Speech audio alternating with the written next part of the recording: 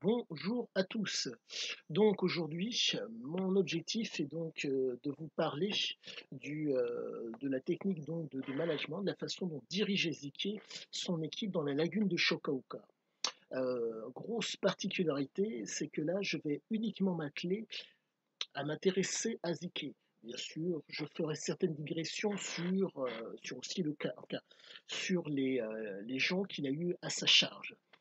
Donc, chose à savoir, l'homme se basait constamment sur le réel, les habitudes et les convictions pour diriger et donc avoir son autorité. La grande force de cet homme, c'est que euh, comment dire, les aspects théoriques ne l'intéressent absolument pas. Ce sont les aspects pratiques. C'est un positiviste. Ce qui veut dire que c'est à l'épreuve des faits qu'il avance. Si ça fonctionne, il avance, il continue. Quand il ne connaît pas, il est prêt à patienter pour savoir ce qu'il en est et donc avancer, mais toujours en étant offensif, en ayant l'ascendant, ne jamais être dans l'attente. Il faut comprendre que son approche mentale a été due en grande partie à son enfance et à son père. Sachez que le père donc était un légionnaire albanais et, et donc ce père a rendu offensif ses enfants. Durant l'enfance de Ziké, donc de 49 à 50, oui, de 49 à 56, son enfance s'est passée au Maroc. Sachez qu'il y a eu des troubles au Maroc à cette période-là, car il y avait le début de l'indépendance qui se faisait. Et donc, le père qui a donc plus ou moins structuré le foyer pour faire en sorte que le foyer soit bien, car pour peu que vous ne le sachiez pas, les légionnaires ont pour habitude de faire tout au carré, faire en sorte que tout soit au mieux pour pouvoir progresser, pour pouvoir vivre au mieux. Et donc cet homme, pour reprendre les termes de Ziki, qui était un être valable, utilisait toutes les méthodes, si je puis dire, logiques pour faire en sorte que d'un point en autre, on avance et donc faire en sorte d'être efficace. Autre chose, autre propos que je tiens cette fois de monsieur Thierry Poncet, qui était un collaborateur de Ziké pendant 20 ans. Le père de Ziké aurait tué durant la guerre de Toubrouk. Donc, vous êtes face à un homme qui, entre guillemets, si je puis dire, connaît la valeur de la vie et connaît la valeur, l'effort qu'il faut pour pouvoir faire la différence en cas de combat, en cas de lutte. Donc, cet homme valable, pour pouvoir amener à son terme et pour pouvoir faire en sorte que un groupe, dans le cadre de la famille, dans le cadre de la vie de Ziki, la famille puisse arriver à son bout, en tout cas, puisse entre guillemets vivre correctement, en tout cas être bien, il faisait tout en sorte pour que ça se passe au mieux. Et lors donc des événements de 56, lors des événements excusez-moi, oui, lors des événements au début de l'indépendance du Maroc, il a démontré qu'il était capable de faire la différence. Donc maintenant j'en reviens à l'aspect direction que Ziké donc a eu par rapport à cette capacité à diriger donc que Ziké avait par rapport à la lagune de Shokaoka. Sachez que de par le fait que Ziké était un homme qui cherchait à grandir rapidement, il utilisait si je puis dire, tous les stratagèmes possibles et imaginables pour pouvoir y arriver, sans pour autant tuer. Et encore, tuer des gens. Les animaux, c'est autre chose. Donc, il a tué les hommes à la tâche de façon à faire en sorte que ces hommes ne pensent pas, entre guillemets, à autre chose qu'à travailler. Et autre chose par rapport à sa façon de diriger. La drogue était omniprésente. Le pourquoi? C'est que la drogue, si je puis dire, quand vous l'utilisez dans le cadre de Ziki, donc user, abuser, euh, et être dépendant. Mais c'est très particulier, si vous voulez. C'était un homme, je pense que c'est un facteur génétique qui fait qu'il était dans l'usage et, euh, et sans pour autant, il était dépendant, mais il n'en abusait pas. Et il était arrivé comment dire, à faire cette chose qui pour moi est exceptionnelle. Comprenez que vous prenez les produits qu'il prenait, marijuana, les hongos, non, les hongos-champignons hallucinogènes, la cocaïne et l'alcool sont des produits qui peuvent susciter un manque extrêmement rapidement, en tout cas qui peuvent susciter un manque.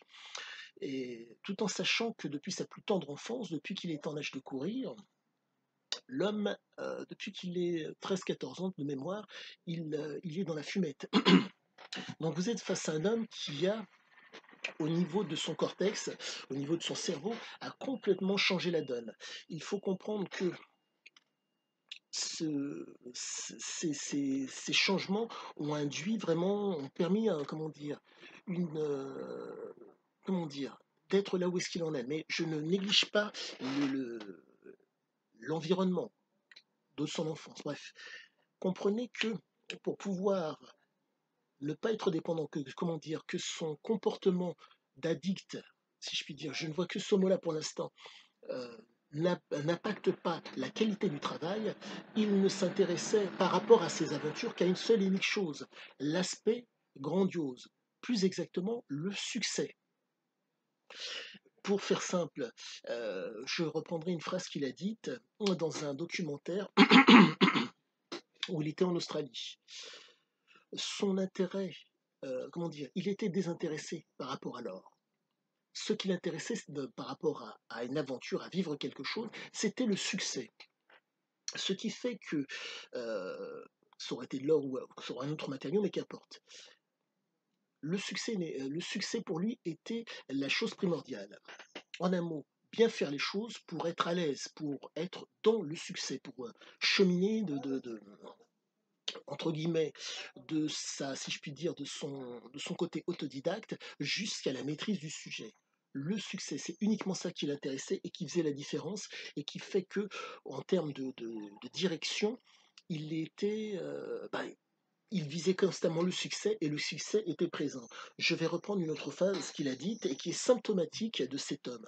Celui qui ose réussit. En un mot, oser le bien, oser le mal, oser le vice.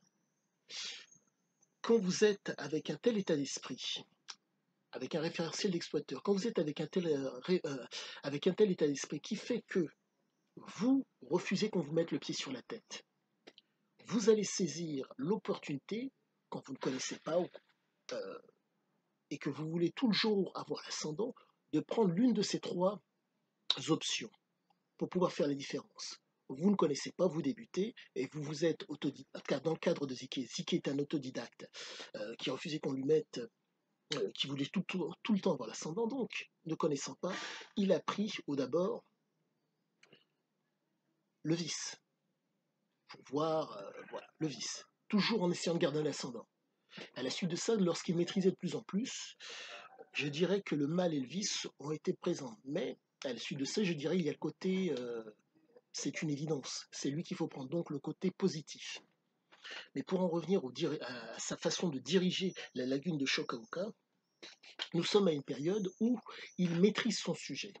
Il sait ce dont il parle. Donc, quand il dirige les hommes, soit dit en passant de 6 heures à minuit à un moment donné, d'abord ça a été de 6 heures au coucher du soleil, et à la suite de ça, ça a été de 6 heures à minuit quand il a pu faire venir l'électricité.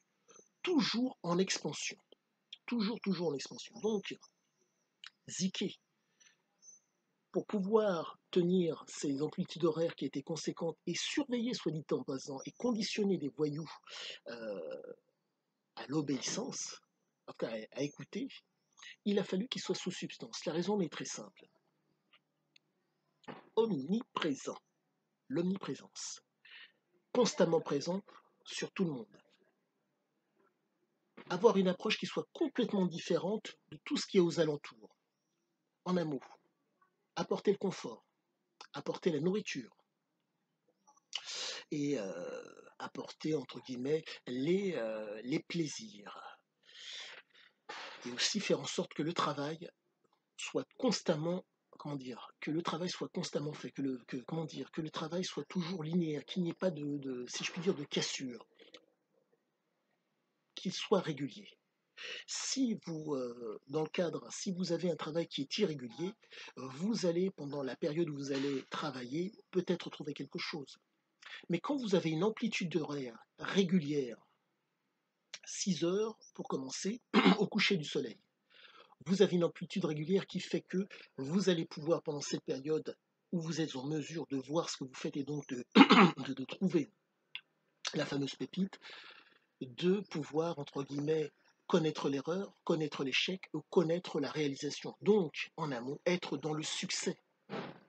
Maintenant, pour accentuer comme l'homme ne voulait jamais répéter 2 fois la même chose, et qu'il n'y a de grandiose que ceux que l'on ne connaît pas.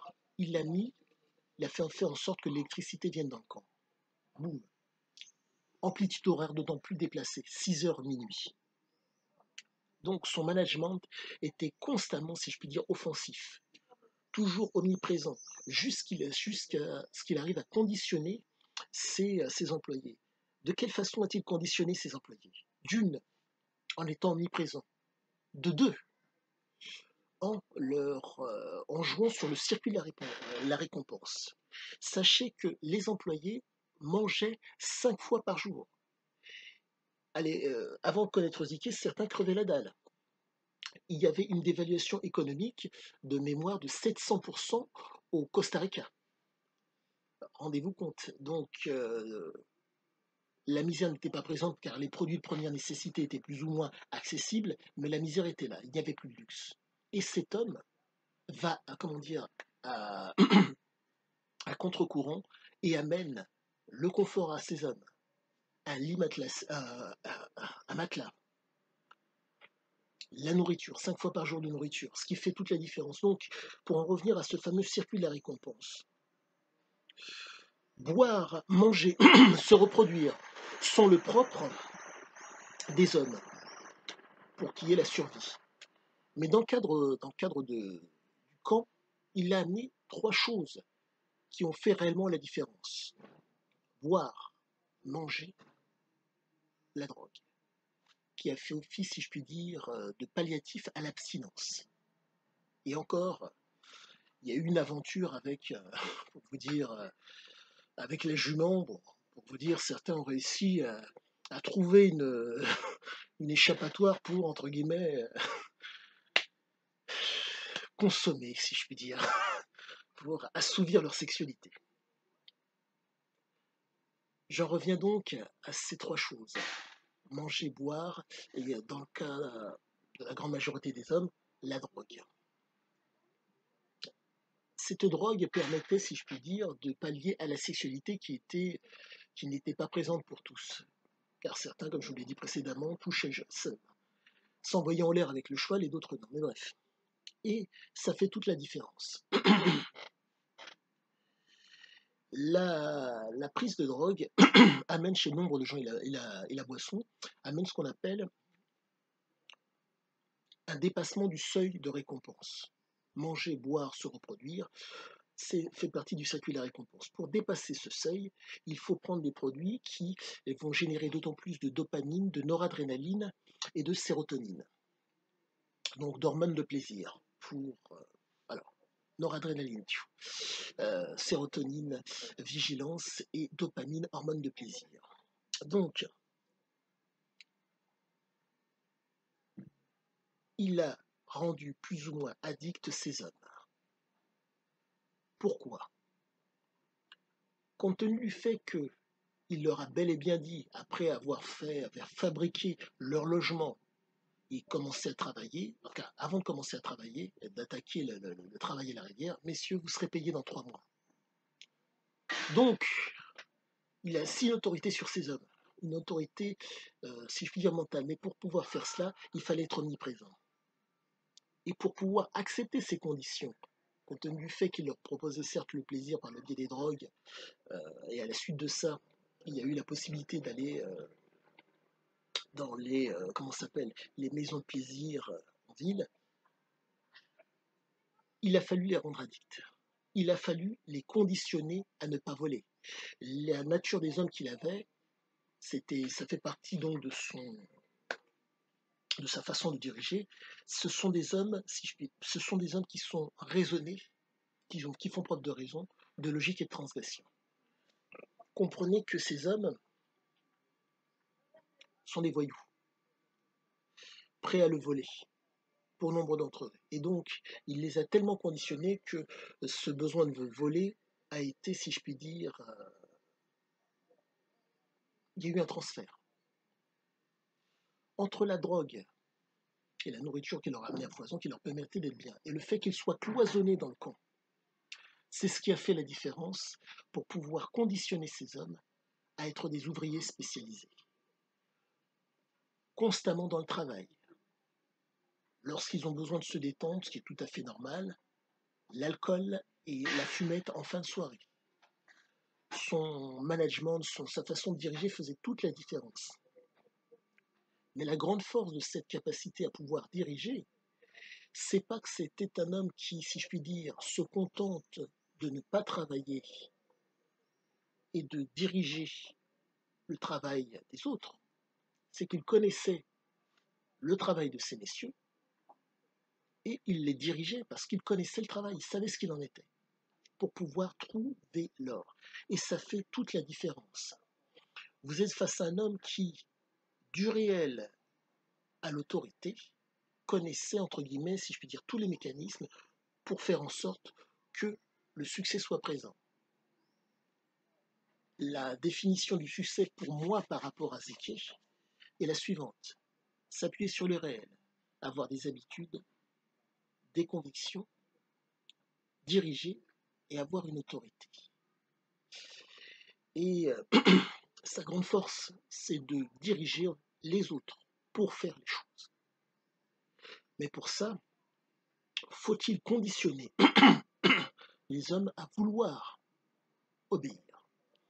La drogue a été une approche qui a fait que le manque qu'ils ressentaient par rapport à la drogue faisait qu'ils étaient prêts à obéir. Mais au-delà de ça, c'est la qualité de vie et l'approche qu'il avait qui a fait la différence.